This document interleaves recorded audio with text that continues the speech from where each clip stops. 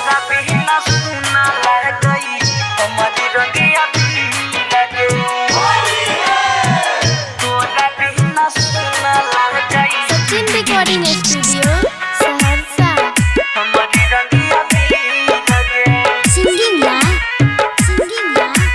धरते धन यादव सुना लग गई हमारी रंगिया भी music by DJ Vikas Raja music by DJ Vikas Raja तोरा बिना सुना लग गई हमारी रंगिया भी लगे याद जाई न दिल से तोहर किया आखिर गे याद जाई न दिल से तोहर किया आखिर गे तोरा बिना सुना लगई हमारी रंगिया भी लगे तोरा बिना सुना लगई हमारी रंगिया भी लगे नहीं जानी कैसन भगवान लिखल तकदीर गे नहीं जानी कैसन भगवान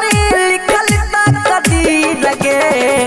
तोरा बिना सुना लगई हमारी रंगिया भी लगे तोरा बिना सुना लगई हमारी रंगिया भी लगे तोरा बिना सुना लगई हमारी रंगिया भी लगे तोरा बिना सुना लगई हमारी रंगिया भी लगे सचिन रिकॉर्डिंग स्टूडियो सहरसा तोरा बिना सुना लगई हमारी रंगिया भी लगे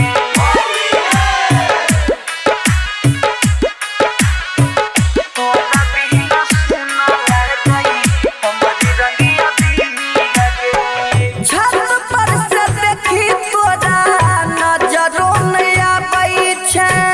बिरंग जैसा दिनमा लगई कुछ नहीं भाबै छै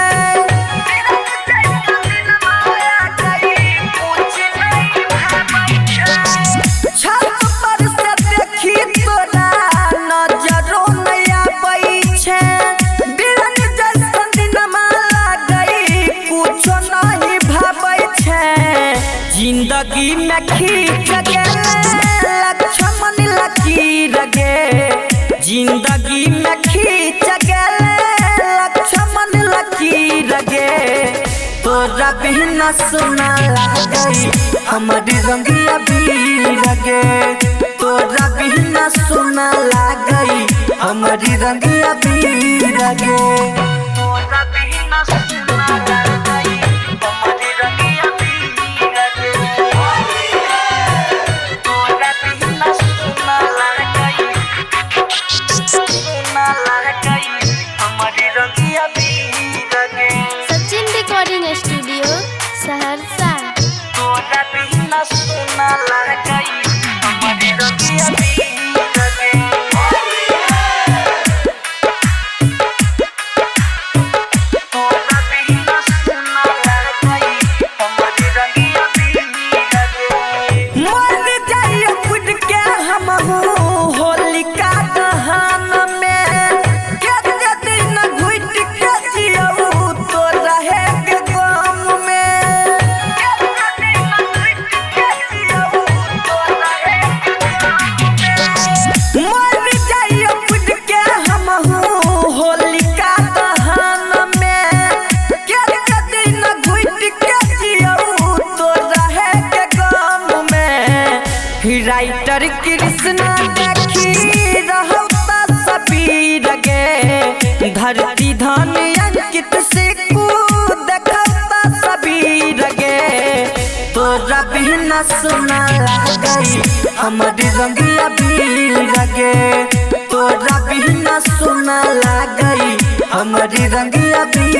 लगे मिक्स बाय सिक्कू सावरिया।